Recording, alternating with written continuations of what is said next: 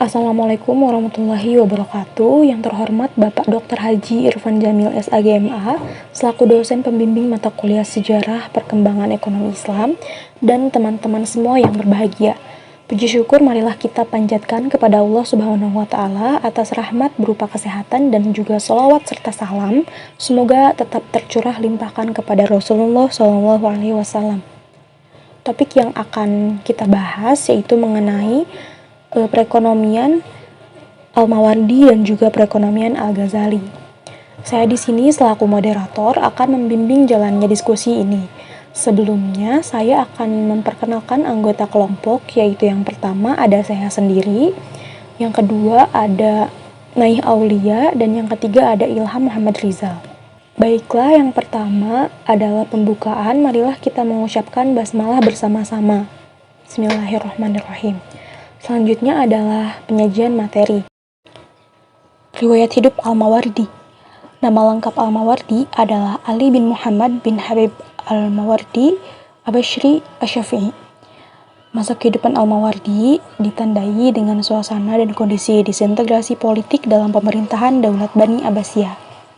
Al-Mawardi seorang pemikir Islam yang terkenal, yang ahli di bidang fikih, sastrawan, politikus, dan juga tokoh terkemuka pada masanya. Ia dikenal sebagai tokoh terkemuka dari mazhab Syafi'i dan pejabat tinggi yang besar pengaruhnya pada dinasti Abbasiyah. Ia juga dikenal sebagai penulis yang sangat produktif. Al-Mawardi ini memulai karirnya sebagai penasehat hukum dan kemudian menjadi hakim di berbagai daerah. Di samping menjadi hakim, Al-Mawardi juga sebagai seorang guru. Banyak ulama-ulama terkemuka sebagai hasil bimbingannya, antara lain adalah Abu Al-Ainain dan Abu Bakar Al-Khatib. Riwayat hidup Al-Ghazali. Al-Ghazali terlahir dengan nama lengkap Abu Hamid Ahmad Ibnu Muhammad Al-Ghazali At-Tusi.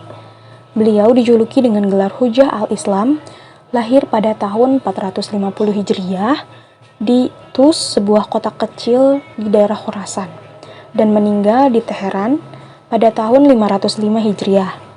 Sejak kecil, Imam Al-Ghazali hidup dalam dunia tasawuf. Beliau tumbuh dan berkembang dalam asuhan seorang sufi. Setelah ayahnya yang juga seorang sufi meninggal dunia, Al-Ghazali dikenal memiliki pemikiran yang luas dalam berbagai bidang. Bahasannya tentang ekonomi dapat ditemukan dalam karya momentumnya yaitu Ihya Ulumuddin. Di samping dalam usul fikih, Al-Mustafa Mizan, Al-Amal, dan Al-Tibar Al-Masbuk fi Nasihat Al-Muluk, bahasan ekonomi Al-Ghazali antara lain meliputi uang, perdagangan, pembagian tenaga kerja, perilaku konsumsi, dan organisasi masyarakat dalam perekonomian. Pemikiran ekonomi Al-Mawardi yang pertama ada negara dan aktivitas ekonomi. Al-Mawardi berpendapat bahwa negara harus menyediakan segala infrastruktur yang diperlukan bagi perkembangan ekonomi dan kesejahteraan umum.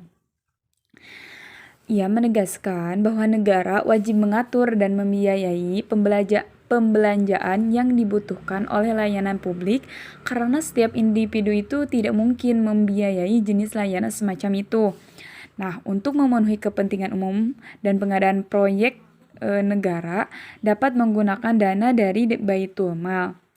Selanjutnya, tentang perpajakan. Ada 3 metode penetapan kharaj menurut Al-Mawardi dan disarankan memilih salah satunya. Yang pertama ada metode misahah, yaitu metode penetapan kharaj berdasarkan ukuran tanah. Selanjutnya metode penetapan kharaj berdasarkan ukuran tanah yang ditanaminya saja. Yang selanjutnya ada metode musaqah, yaitu metode penetapan kharaj berdasarkan persentase dari hasil produksi. Selanjutnya pemikirannya yaitu tentang Baitul Mal. Al-Mawardi menegaskan bahwa Baitul Mal bertanggung jawab untuk memenuhi kebutuhan publik seperti didistribusikan kepada orang yang berhak menerimanya. Menurutnya, pembelanjaan publik seperti halnya perpajakan merupakan alat yang efektif untuk mengalihkan sumber-sumber ekonomi. Nah, pernyataan Al-Mawardi ini mengisyaratkan bahwa pembelanjaan publik akan meningkatkan pendapatan masyarakat secara keseluruhan. Selanjutnya, pemikiran ekonomi Al-Ghazali. Yang pertama yaitu tentang uang. Menurut Al-Ghazali, uang itu ibaratkan cermin yang tidak memiliki warna sendiri, tetapi mampu mencerminkan semua warna. Artinya nilai atau harga barang-barang komoditas yang lain. Nah, dalam karya monumentalnya Ihya Ulumuddin, Al-Ghazali mendefinisikan uang adalah barang atau benda yang berfungsi sebagai sarana untuk mendapatkan barang lain. Selanjutnya, pemikiran ekonominya yaitu tentang perdagangan. Menurut Al-Ghazali, setiap perdagangan harus menggunakan cara yang terhormat. Sesungguhnya para pedagang itu pada hari kiamat akan dibangkitkan seperti para pelaku dosa besar kecuali yang bertakwa kepada Allah, berbuat kebaikan dan jujur.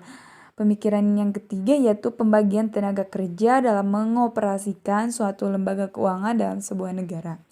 Yang keempat, pemikiran ekonominya itu perilaku konsumsi dan organisasi masyarakat dalam perekonomian. Menurut Al-Ghazali, konsumsi harus selalu berorientasi kepada Allah Subhanahu wa taala, tidak hanya berorientasi pada kepuasan saja. Karena konsumsi yang berlandaskan atas dasar nafsu saja akan terus mendorong manusia untuk berusaha memenuhi keinginan yang tanpa batas. Karya tulis Al-Mawardi. 1. Kitab Ad-Dunya Wad-Din.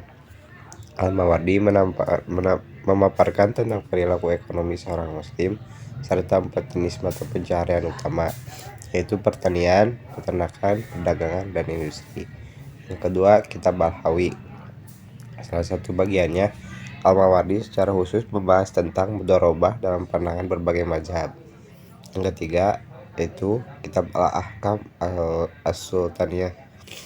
Al-Mawardi banyak menguraikan tentang sistem pemerintahan dan administrasi agama Islam, seperti hak dan kewajiban penguasa terhadap rakyatnya, berbagai lembaga negara, penerimaan dan pengeluaran negara, serta institusi hibah.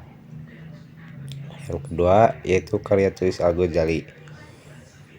Al-Ghazali merupakan sosok ilmuwan dan penulis yang sangat produktif.